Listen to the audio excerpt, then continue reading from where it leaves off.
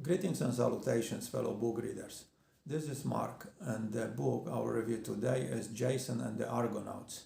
Before we continue, this is personalized limited edition of Jason and the Argonauts with leather cover designed and made by me. At the end of the video, I will tell you a couple of ways of how you can get one for yourself if you are interested. Now let's get back to the review. Jason and the Argonauts, also titled Jason and the Golden Fleece, or simply the Argonautica, is a 3rd century BC Greek epic poem written by Apollonius of Rhodes. Apollonius seems to have been born in Egypt after it was conquered by Alexander the Great and made into a Greek colony. He lived in Alexandria under the rule of Greek pharaoh Ptolemy and is associated with the Great Library of Alexandria. And he seems to have been exiled to Rhodes, where he probably spent the rest of his life. But since there is a limited amount of information about Apollonius's life, most of it is speculation. What is Jason and the Argonauts about? It is a story of adventure, searching for wealth and fame in faraway places, and love as a tool of manipulation and means to the desired end.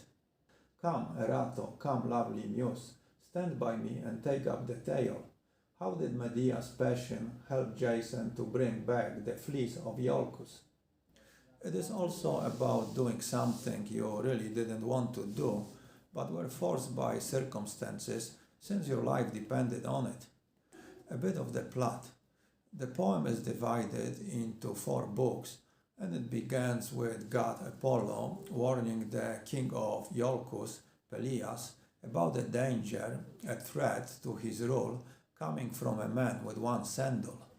And coincidentally, shortly after it, Jason, the title hero, loses his sandal while crossing a river. The news of it reaches Pelias, and he, taking the prophecy seriously, wants to make sure Jason is not able to challenge his power, and decides to send him on a somewhat suicidal mission to retrieve the golden fleece from Colchis, a tribe living on the eastern shores of the Black Sea, today the country of Georgia. For the Americans, it has nothing to do with the state of Georgia, which was named after the English king George II. Back to the plot, the ship Argo, thus the Argonauts, has been built with help from Greek goddess Athena. The crew of capable men was put together, and Heracles, who probably is better known under his Roman name Hercules, was elected the expedition's leader, but he refused the post and passed it on to Jason.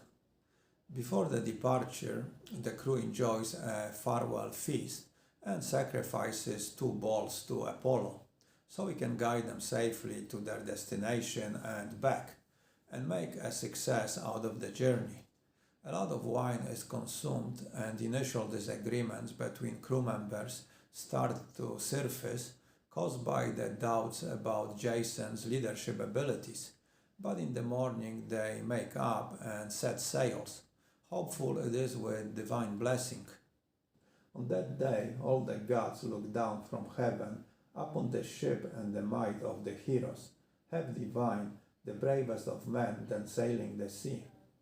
The first stop is the island of Lemnos, where the women, in Amazon-like fashion, murdered all men on the island, including their male children, setting up some type of feminist wonderland, but probably realized that their utopia is not sustainable.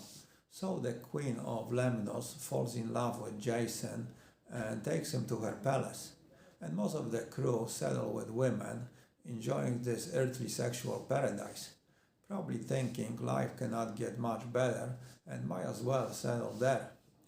Heracles, being more disciplined than the rest, reminds them about their mission and gets them back on the ship and on the way.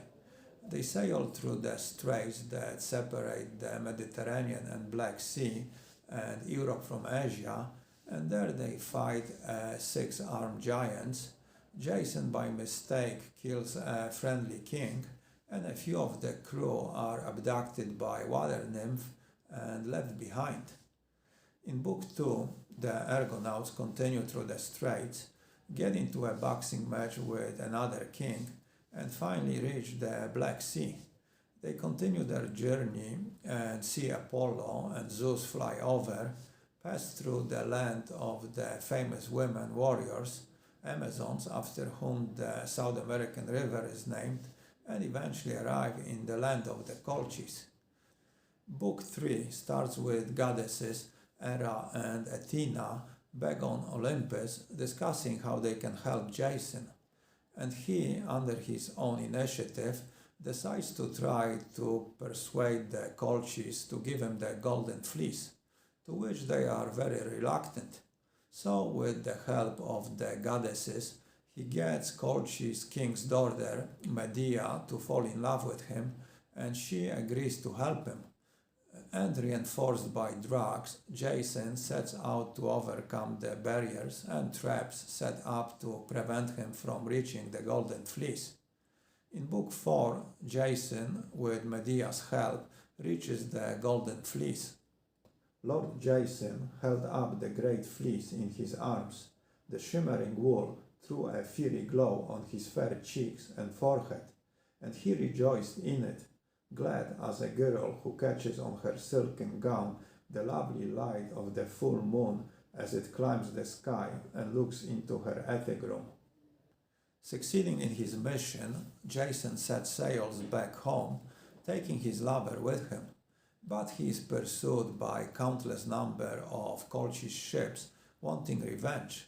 He also manages to anger god Zeus, who decides to make his return home as difficult as possible. And the rest of the epic is an Odyssey-like journey back home, while Jason tries to hold on to the Golden Fleece and Medea.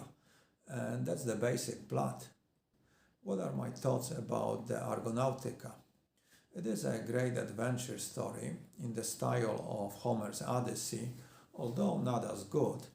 It is even claimed that Apollonius tried to remake Odyssey to fit into the post-Alexander the Great 3rd century BC Greece, but as with most remakes, it failed to please the readers, and it is suggested that because of it, the author was exiled to Rhodes, thus Apollonius of Rhodes. In actuality, the story of Jason and his search for the Golden Fleece was well known in the ancient Greece, and he is a hero of few other tales. The story is even mentioned by Homer in his writings some 5 centuries before. Apollonius's innovation was to introduce a love element into the narration in the form of romance between Jason and Medea, which turned the text into somewhat of a love story, probably hoping it would make it more interesting and popular. A working woman, rising before dawn to spin, and needing light in her cottage room, piles brushwood on a smoldering log, and the whole heap, kindled by the little brand, goes up in a mighty blaze. Such was the fire of love, stealthy but all-consuming, that swept through Medea's heart. In the turmoil of her soul, her soft cheeks turned from rose to white, and white to rose. The story is plot-driven, so there is little character exploration. I consider this somewhat of a shortcoming, since there is a list of impressive mythological characters who make up the crew and appear throughout the novel, but unfortunately they are just skimmed over. The best and most profound look we get is into Jason and Medea through their love affair, Jason as a manipulator, using love to get what he is after. He is no superhero, not heroic like Homer's Odysseus. He is just a youth thrown by circumstances into something he wasn't anxious to do. Even the crew preferred to be led by Heracles, who was more experienced and competent. He is fragile, emotional, and vulnerable, very human. Perhaps this was another effort by the author to make the story more popular. By making the protagonist more relatable, somebody the reader could empathize with. Why do you try to comfort me in my distress? I was blind and made a fatal error. When Pelias ordered me to undertake this mission, I ought to have refused outright, even though he would have torn me limb from limb. But as things are, I am obsessed by fears and intolerable anxiety, hating the thought of the cruel sea. Perhaps Apollonius tried to put a bit of reality into the idea people have about archaic Greek heroes. To be fair, Jason grows a bit with the experiences and becomes more like a mythological figure Greeks were used to or maybe even expected. I think the most explored personality seems to be Medea. She is a granddaughter of sun god Helios, and she is a witch practicing her craft for her benefit. And once she herself is made to fall in love with Jason, she also uses her magic to help him. She has to make a difficult choice, loyalty to her family or Jason's love, and as usual in love stories, love triumphs. Even though its end might be tragic, it often is in Greek tales, thus the Greek tragedy. Medea and her union with Jason is further explored in the 5th century BC Greek tragedy by Euripides. It shows the brutality of her, or just in general, vengeful side of a female when she gets betrayed and hurt by Jason, and her revenge comes with plenty of blood and violence, including the killing of their 2 children. As with all ancient Greek tales, this one is based on their myths, and it is in the reference and context to the whole of the Greek mythology. So perhaps many background details that Apollonius omits were already well known to his target audience, the ancient Greeks. Anyway, there are many mythological elements in the story, and I like how reality smoothly intertwines with myths. It is probably best presented in the ever-present struggle between fate and will. Thus, though I learned my fate from evil omens even before now, I have left my fatherland to embark on the ship, that so after my embarking fair fame may be left me in my house. Ancient Greeks strongly believed in each individual destiny being controlled by gods, but there was a bit of room or possibility for a change, a little of free will to make things a bit more interesting, to give maybe not illusion but hope for some amount of control over one's fate, the belief that the action of a mortal could influence God's plans and have him rewrite the individual's destiny. Listen then, not everything is it lawful for you to know clearly, but whatever is heaven's will I will not hide. I was infatuated aforetime when in my folly I declared the will of Zeus in order and to the end, for he himself wishes to deliver to man the utterances of the prophetic art incomplete, in order that they may still have some need to know the will of heaven. Further, relating to the mythological influences on the Greek literature, I like the myth of the island of Lemnos, where men exchanged their wives for slave girls because the wives smelled bad. The foul odor was a punishment from goddess Aphrodite for the women's sacrilegious deeds. As revenge, the women killed all the men on the island, including male children, and created all-female kingdom. The story was probably inspired by the myth of the Amazons, which Jason encounters further into his voyage. Anyway, when the Argonauts arrive on the island, a few years after the slaughter, the women were somewhat desperate for the male company, and according to the myth, a new race of men was created, and Jason's offspring from his relation with the queen became the king. Also, according to the myths, Jason was the son of the king of Iolcus, overthrown by Pelias before Jason was born. His mother, feeling his life was in danger, convinced Pelias he was stillborn, hid the infant, and later sent him away. And adult Jason appears on the island as the man without the sandal. The character from the prophecy Pelias was afraid might come true. And this inspired the story of Jason and the Argonauts. To sum it up, the Argonautica is probably most appreciated by fans of Greek and Roman mythology. I found it a bit difficult to follow and keep my focus, but it is a good story. It gives a good look into Greek mythology and how much it influenced their daily lives and beliefs. There are various English translations of the Jason search for the Golden Fleece, going back more than 200 years.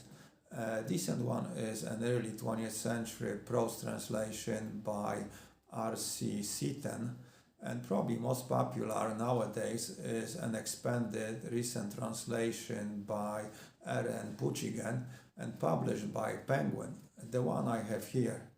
There are a few film adaptations, the most famous one being the 1963 Jason and the Argonauts, which uses some innovative special effects for the period it was made in. There's also a decent miniseries from the late 90s with Dennis Hopper as Pelias. It tries to follow the original text, but you can see the modern influences and pressures for diversity and inclusion, and this created a need for the director to be a bit creative with the script. But the film is fine if you have a few hours to spare. Okay, let's talk about the physical book. The book I am holding is a paperback which I transform into hardcover leather-bound edition. To make the cover I use grade A, naturally tan hide I buy from a tannery in North Spain. It is the same leather Louis Vuitton uses to make his bags, so it is top quality. I do all the processing of the leather myself. First I design the cover, which what I did here. I used this painting by Salvatore Rosa, Jason slaying a monster while looking for golden fleece. It could be argued it is Saint George slaying a dragon, but Rosa's paintings of Jason were very similar to this one, and I thought it nicely represented Jason and his adventures. This is the back with the blurb, and inside front cover I printed a quote from the book. If you want to see a more detailed video where I explain how I transform paperback into leather-bound hardcover, click on the link in the description. I will make a maximum of 100 editions of each title. Each one will be numbered and initialed, and the numbers will go in chronological order from 2 up, since number 1 stays with me. The price will be around $100, so if you would like me to make one for you, you can click below on my email and send me a message. I do not guarantee I will do it, since it will depend on the time I have available access to leather and if I can get my hands on the copy of the book. Now, if you're not willing to spend the $100 but you still want the book, what you can do is click below on the PayPal link and donate $3 or more to my channel, and for every 100 donations I'll make a lottery and draw one name, and the winner will receive the book. So if you are cheap but feel lucky, this might be the way to do it. Also, your donations give me the extra motivation to make the book reviews, and I appreciate them very much, so thank you in advance. One more thing, when you make your donation, remember to include the title of the book you would like to win. The book itself is beautiful. Visually, it has a very nice texture, it smells great, and the more you handle it, the more beautiful it will become. And it makes a great gift for yourself or somebody who appreciates books. So if you want one, don't snooze or you might lose. Well, that's it, so let's end it here, and until next time, keep your ear close to the ground and read a book. Adios.